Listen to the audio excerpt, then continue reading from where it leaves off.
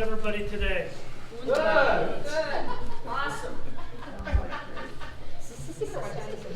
Just answer this question.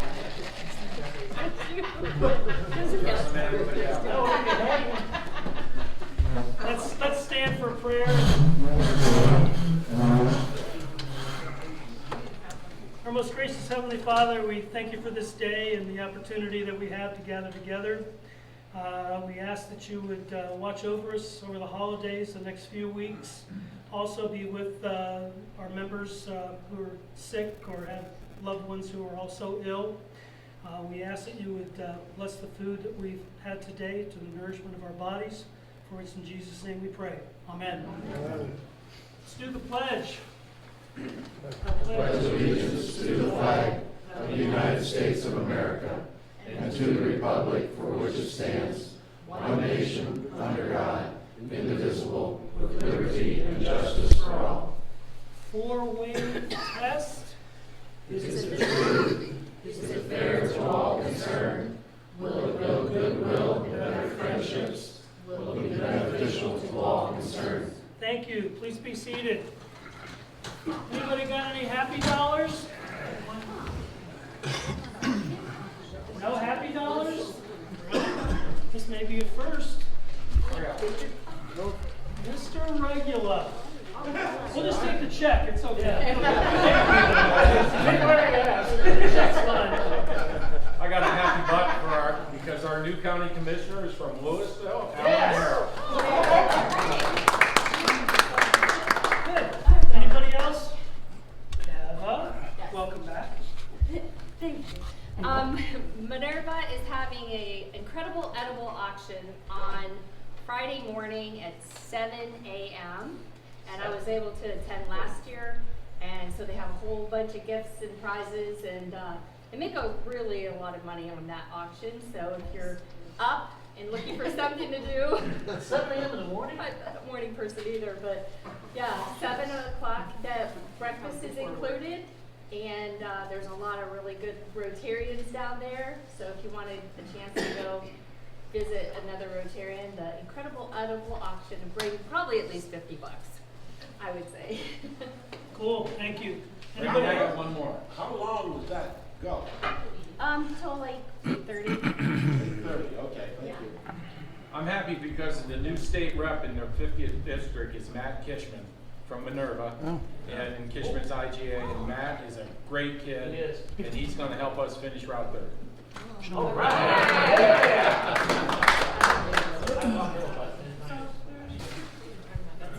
Mr. Ziegler, do we have a song? Ho, ho, ho. Yes, we do. That's in the spirit of Christmas. Let's all stand for a song here. And before we sing, I would just like to say my Christmas wish for each of you is make sure you open that one gift under your tree. A gift about a baby, gift of his life that we're still celebrating over 2,000 years now. So let's join in Silent Night. Silent night, holy night, all is calm, all is bright, round yon virgin mother and child, holy infant so tender and mild, sleep in heavenly peace, sleep in heavenly peace. Thank you, Mark. Appreciate it. Got some guests today. Mr. Regula, he'll be back. He's going to leave his check, I think. Just kidding. But it's nice to see Mark Greco back there. He has given us an application for membership. So we will look forward to having Mark as a part of our group here pretty soon. Cheryl Swisher, the lady who's been here the last few weeks, sent me an email. She couldn't make it today. I met with her last Friday, and she also has given me her application for membership. So we got 2 people that look like they're going to be joining our group. So that's a good thing, right? Yes. Travis, haven't seen Travis in a while. Welcome back. Looking very dapper. You don't have a hat on anymore. Okay, well, good to see you. Good to see Mr. Derry here today. Thank you for being here.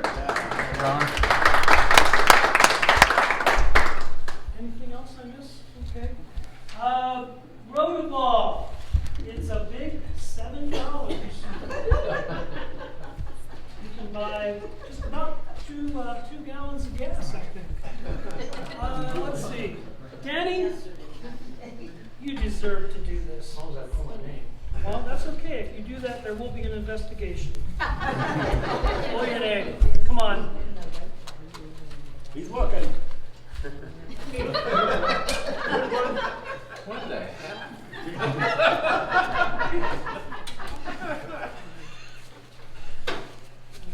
Did you read that? Oh, Barb. Again? Game is rigged. You're welcome, Barb. Last week was the first time I won it, and now it's 2 weeks in a row. So I had a long drought. There you go. Congratulations. That's 2 weeks in a row, right? Okay. Our speakers committee for the first quarter of 2025 has been filled. Thank you to Amy, to Mr. Edwards, and to Shorty, who's not with us today, to be our speaker group for the upcoming quarter. Community grants, I met with Andy Tarosky, I guess that was yesterday, and we took a picture and we took the big check and put that out there. And Rob, thank you for that nice little write-up that you put with our picture out there. My wife showed it to me. It was a good little article. And I believe Cindy's going to do something regarding the grants in the upcoming magazine article coming up, so that should be good too. So we're getting a little bit more publicity for our grants and for a lot of our other activities. Amphitheater update.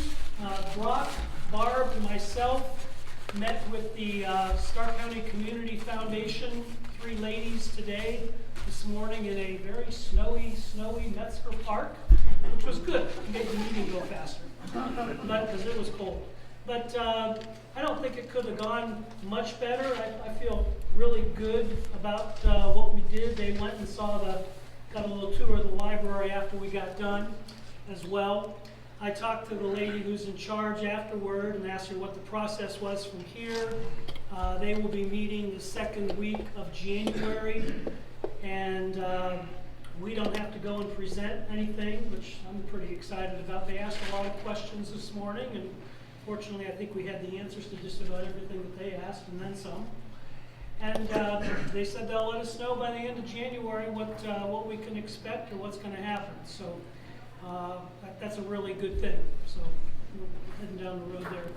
If anybody's interested in making a donation to the amphitheater program before the end of the year, I don't know what is today, December 11th, 2 weeks before Christmas. So if you're interested in making a donation before the year end, this would be a good time to do it. We could use some extra money for the program. New meeting site update. I have been in contact with 7 different facilities. Paradise Church, Eagles, the Louisville Gardens Nursing Home, which is out by where Mott's greenhouse is, Green Meadows Nursing Home, Bud's, Samantha's, and Louisville Baptist Temple.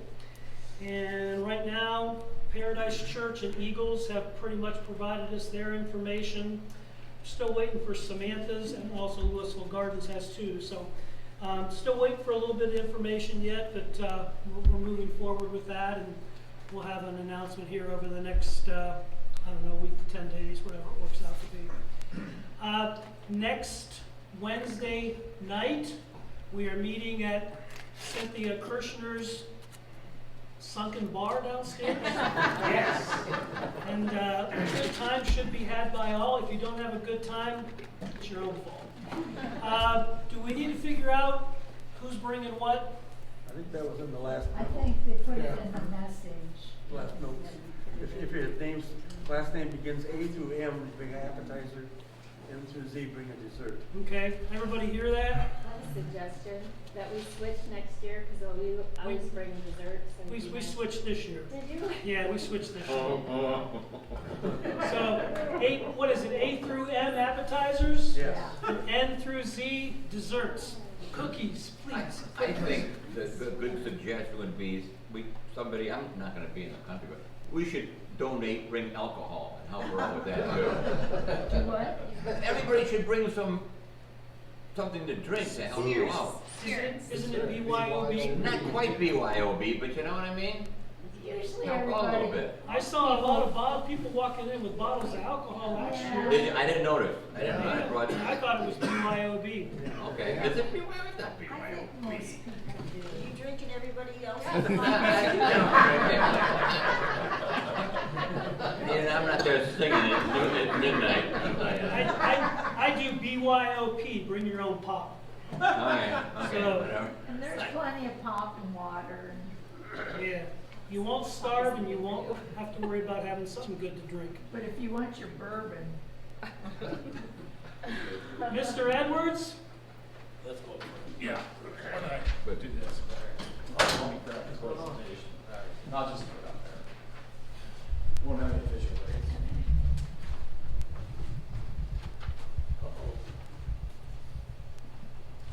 Go ahead, Jim. Okay. Richard Regula. He went to Fairless High School, and then he went to Ohio University for college. Graduated in 4 years in the 70s. What year? 79. 79. 79. Okay. That was a challenge. Then he went home, worked on the farm, the family farm. Ralph Regula's father. Thank you. Ralph Regula is his father, and Mary. I knew them both. And then he went to the Navarre Council, and that started his political career. And then Bethlehem Township trustee, is that right? For 9 years. Yep. For 9 years. And then he, as you know, this is his 5th term of county commissioner. And, Took a little break there from 6 to 12. Right. And he worked for Mercy Medical Center for a couple years. Oh, okay. And married with 2 grown sons, huh? Introduce Richard.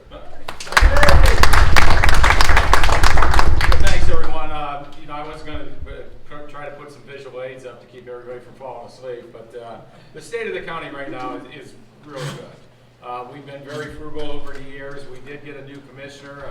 The day after the election, Commissioner Creighton walked in and said, "I'm retiring," and we knew she was not going to fill out, I was figuring on her filling out her term, but she decided that she was going to retire, and I go, "When?" She goes, "Tonight." I said, "What?"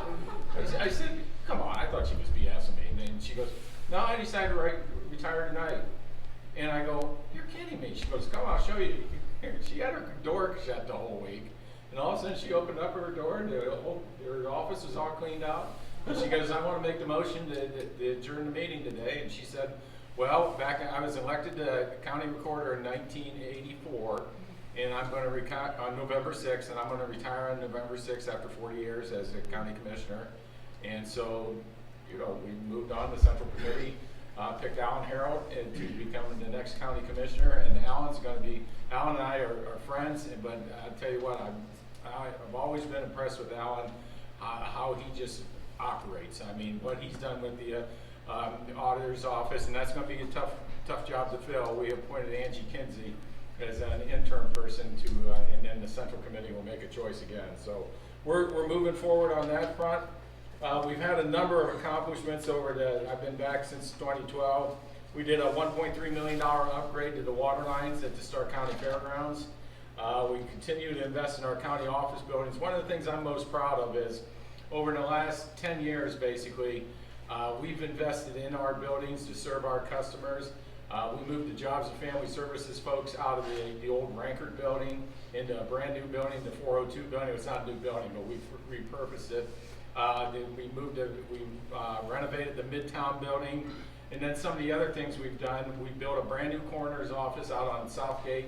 What the county has inherited, when MRDD started to downsize their DD now, But when they started to downsize, the county commissioners actually owned the buildings. So instead of getting rid of the buildings, you know what Ron Burnham used to do? He'd say, so we're very proud of what we've done. Now, is there a vibrate mode on that? But back to the buildings.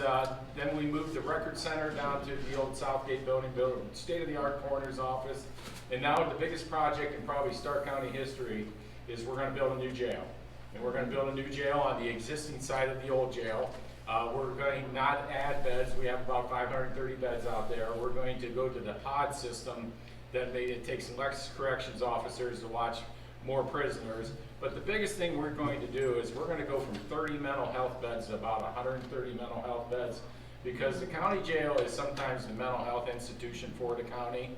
And when you go and get admitted into the county jail, one, we detox you. The sheriff will tell you they detoxed over 3,000 people last year.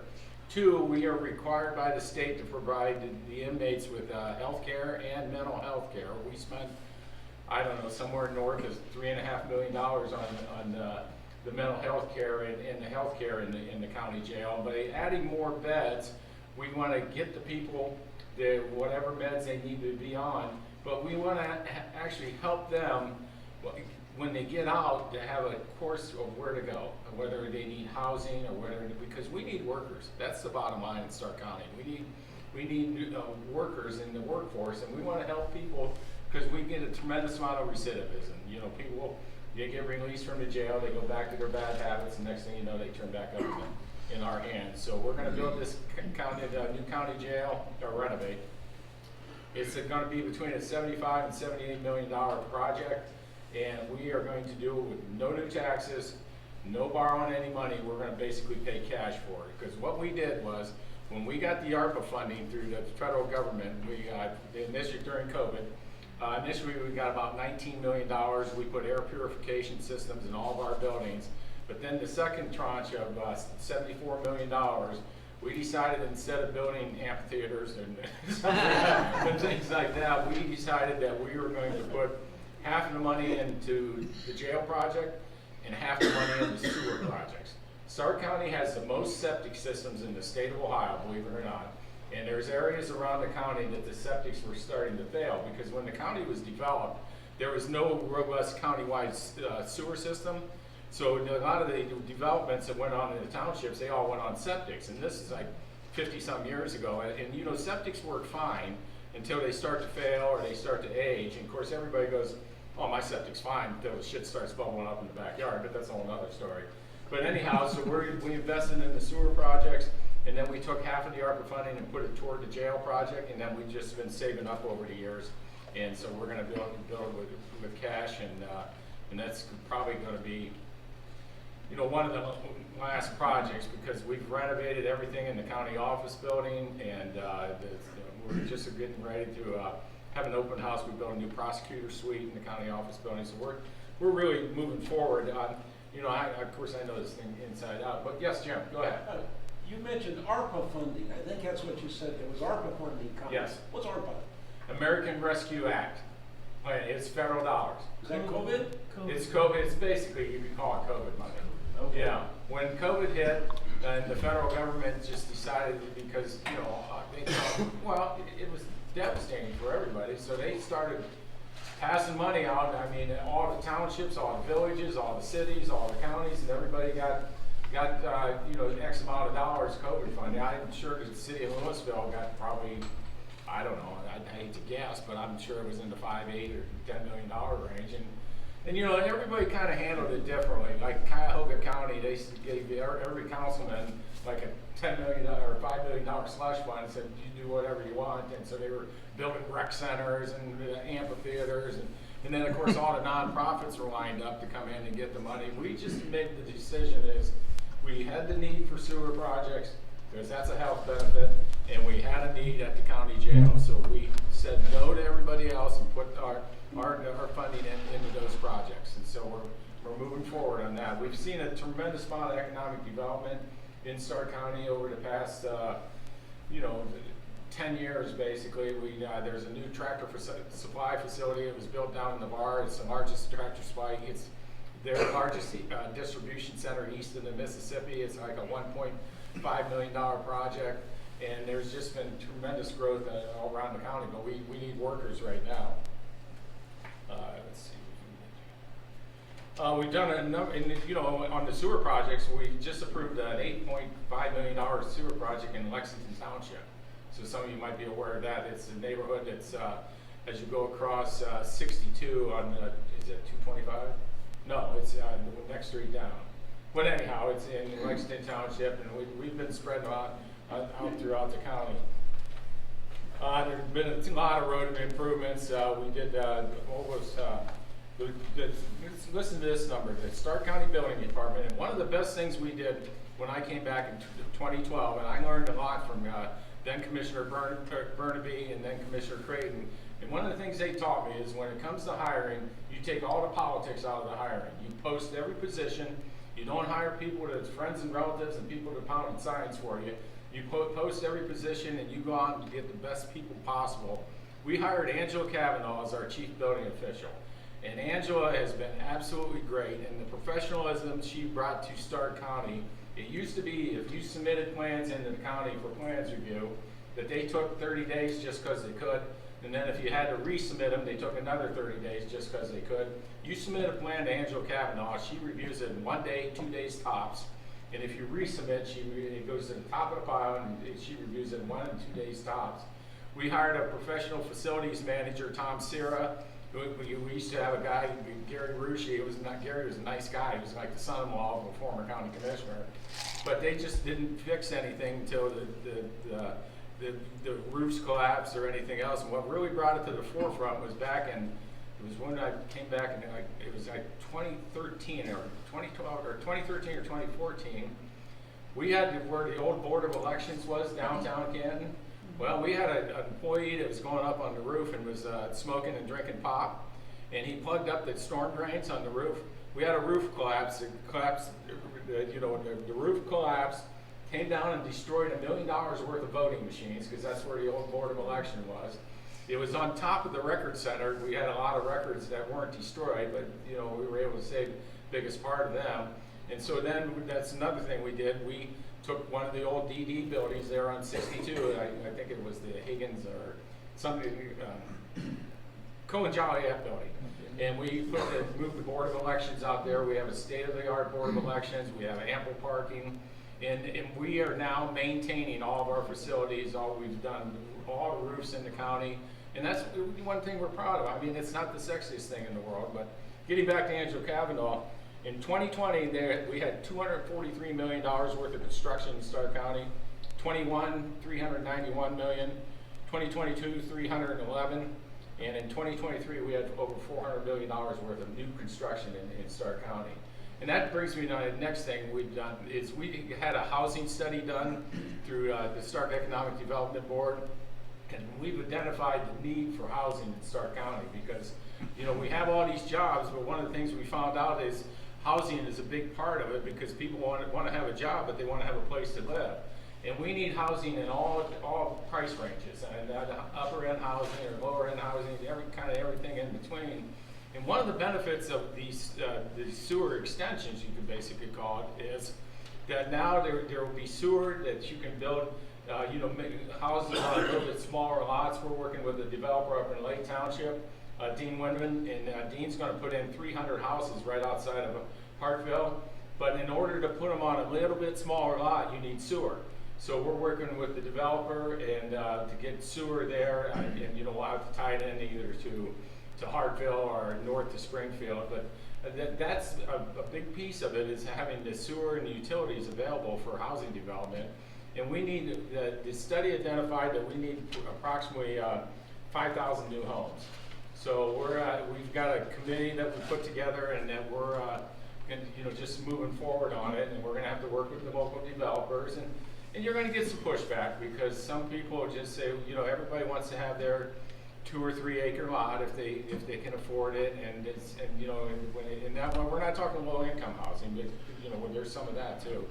But it's just to build it on, you know, on smaller lots. It's just a different mindset, I guess I would say, moving forward. So, any questions? I mean, I can go over all the bridge projects, all the building projects, but we're very stable, and thank God for the criminal justice sales tax. So, you know, when COVID, well, thank God for Janet Creighton and Tom Burnaby, and then Commissioner Pete Ferguson were able to pass a 0.5% criminal justice sales tax. Because when I was commissioner the first time in 2002, the sales tax failed, and then we put it back on the ballot, but we only had 0.25%. By having a 0.5% sales tax, that sales tax was projected, when they passed it in 2010, was projected to bring in $22 million. They brought in $38 million last year. So that's, you know, a sign that the economy's going good.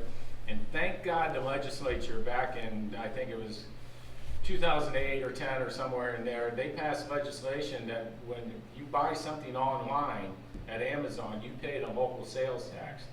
If that wouldn't have happened when COVID hit, we would have been broke. I mean, because we would not have collected any sales tax because nobody was going to the bricks and mortar store. And by collecting that sales tax for when you bought something on Amazon or wherever you bought it online, that was a godsend for the county, because we thought the sales tax was going to tank. No, you know, COVID was uncharted territories. No one knew what was going to happen with COVID. I tell you, the biggest thing, and we were talking about this before, the biggest downsides of what COVID has really impacted is Rotary clubs, any sort of social organizations, and people just don't get involved like they used to, and you know, a lot of people quit and things like that. So it's, but to our benefit, it really, you know, it helped the sales tax, and we're continuing to move forward on that. So, any questions? Yes, sir. Richard, congratulations again on your re-election. Thank you. Thank you for your service.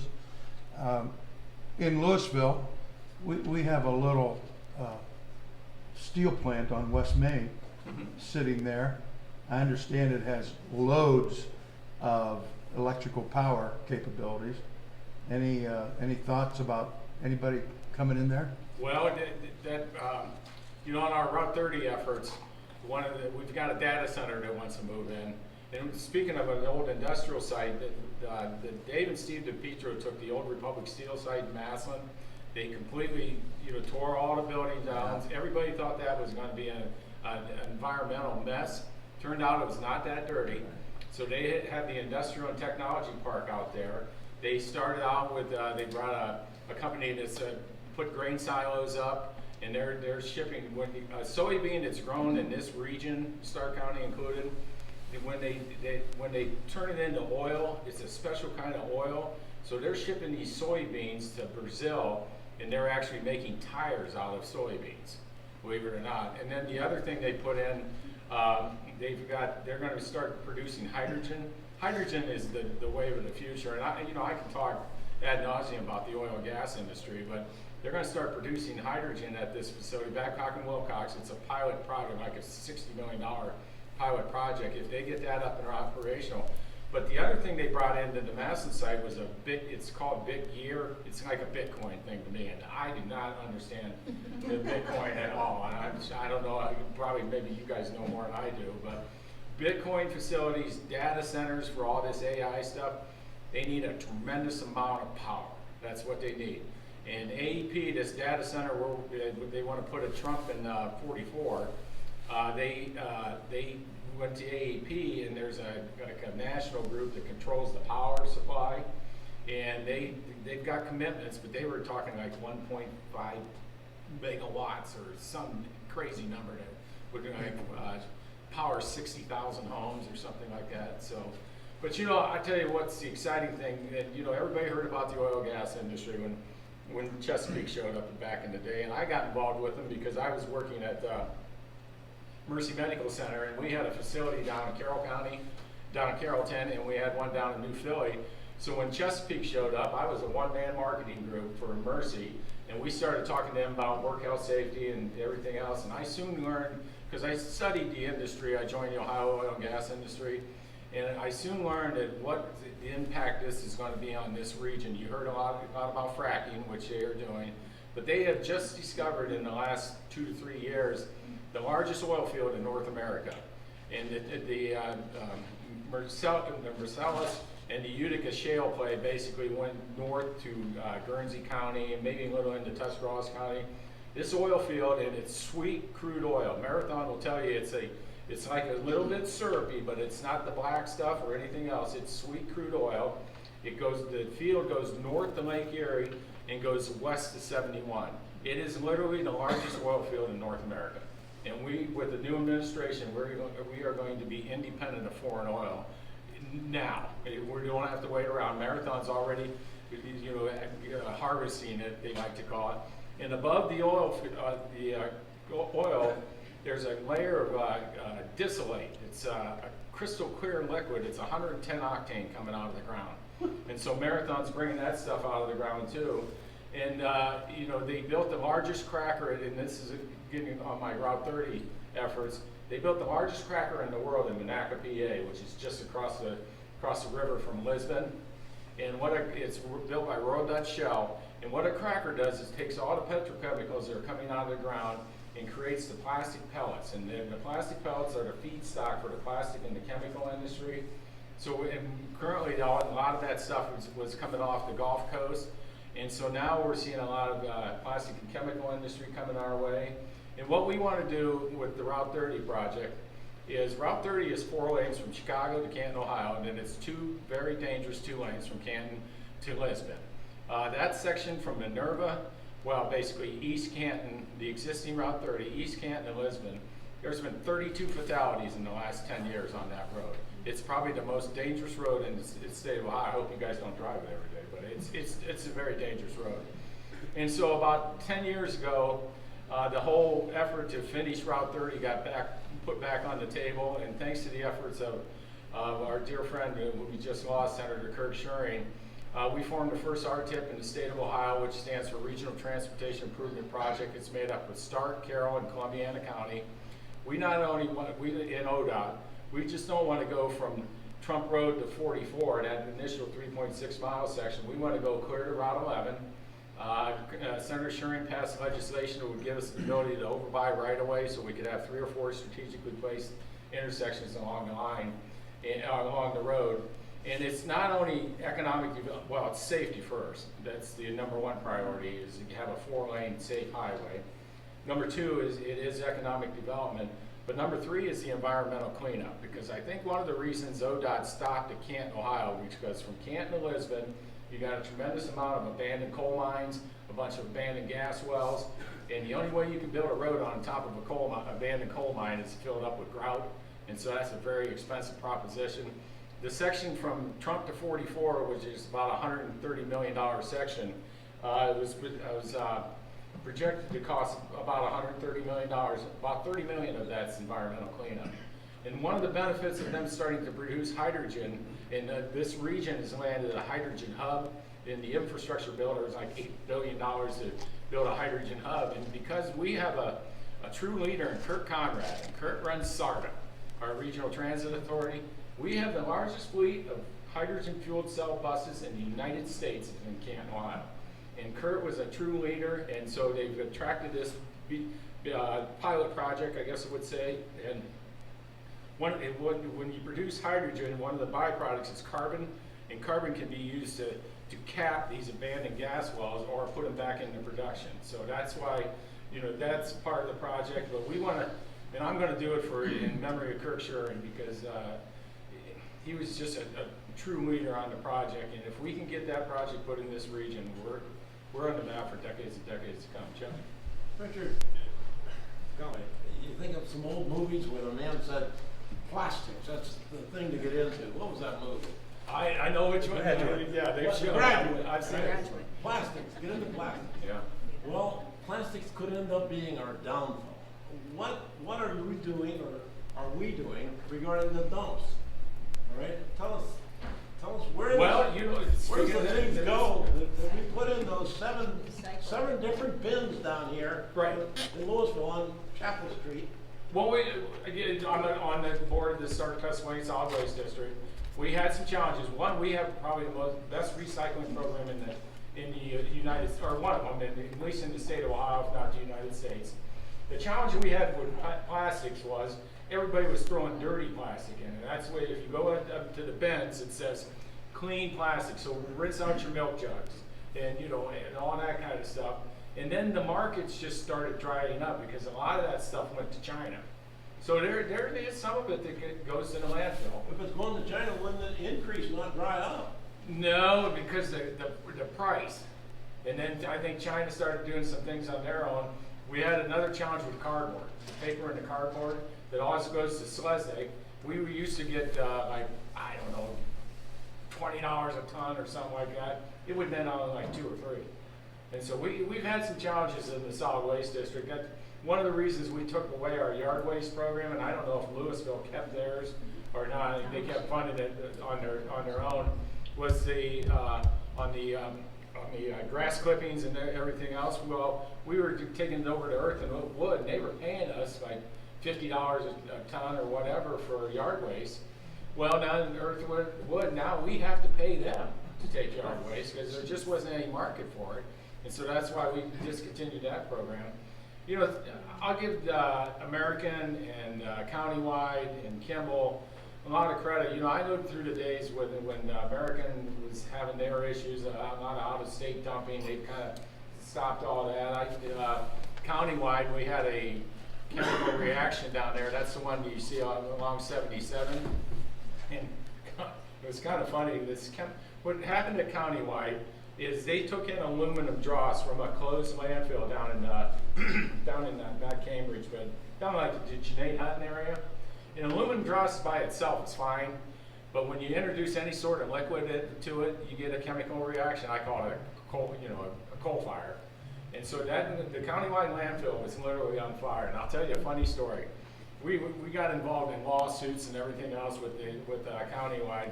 And so one day David Hell goes, hey, we're going to rent a helicopter and take our consultants and fly around the landfill. So we go up to Akron Cannon Airport. Here's this like World War II or MASH helicopter with no doors on it. I mean, it's seated like 3 people. I go, where's the helicopter at? He goes, it's right there. So we get in, hop in this helicopter and go down, and we had a reporter from the repository. I think he was a little bit scared about the whole thing and flew around the landfill. But then we had a consultant that comes in, and he was telling us about how they built that landfill, and because of the fire, there was actually seepage coming out of the side of the landfill. He goes, mountain fall down, cover 77. We went, what? He said, mountain fall down and cover 77. David Hull goes, geez, I hope it's not when I'm driving home from Oliver. And I said, didn't that happen in Cincinnati? There actually was a landfill in Cincinnati that collapsed. But now, fast forward to today, I tell you what they've done at American Landfill. American Landfill is owned by Waste Management. They're being very active in what they're doing. They've drilled a bunch of wells on that, so they're producing methane. And they're shipping methane to Columbia Gas. So there's some, no one wants a landfill, but yeah, the whole recycling and stuff going into landfill is still a challenge. Anybody else? What about the building downtown? The big one? The Hall of Fame? Auditorium. Do you have anything to do, does the county have anything to do with the Kansas Municipal Auditorium? The Civic Center or the Hall of Fame Village? The City Center. Civic Center, the county owned the ground when that was built in 1951. And so we figured that they were going to come to the county. Well, you own the ground. Why don't you put some money into it? I just attended a presentation that the Camp Chamber did yesterday. And what they're going to do is they're going to look for some mechanisms to either renovate it or, the bones of the building are good. So something's going to happen there. And, if they could get it to Camp Charge or somebody else to come back. On the Hall of Fame Village, that's still going to be a challenge. And I think it's going to go private eventually. The only involvement the county had in the Hall of Fame Village was through the Port Authority. We put in $5 million into the Port Authority in a revolving loan fund, and they borrowed the whole thing, and they were paying us back in interest, but that's stopped now, so I don't know where it's going to go. But I'll tell you what, say what you want about the Hall of Fame Village, and maybe they got a little over their skis, but what they've done, those youth fields that Forever Lawn built, those youth fields, They are bringing in 28,000 kids on average per month. 28,000, and 1.5 parent are coming with them. They're filling up our hotels. Back in 4, 5, 6 years ago, we passed a bed tax. That money goes to Visits Canton, which is the Convention Visitors Bureau. Some of it goes to Arts and Star, and they're driving that bed tax. And we're bringing a lot of tourists into Stark County. And what they've done with Arts and Stark, Allie Bussey and her group, they were involved in the Umbrella Alley, I think, over in Louisville, and so there's a lot of upsides to it. And if we get the water park and the hotel finished, it's going to be very beneficial to the county. So that's another reason we need to finish 30, so we can get all those Steeler fans, get them over here, because half the Steelers are in the Hall of Fame. Get all the fans over here, and then you can get, let them spend their money here and then go back home. So, thank you very much.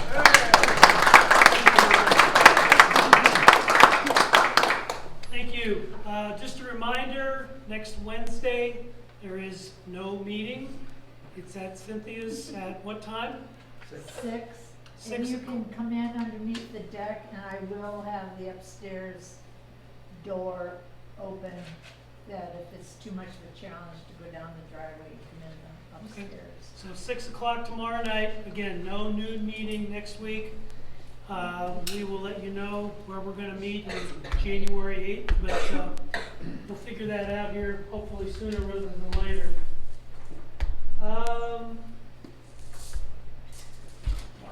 Seems like we just did this. What'd you say last year? You lost your marbles? Yeah. You found them.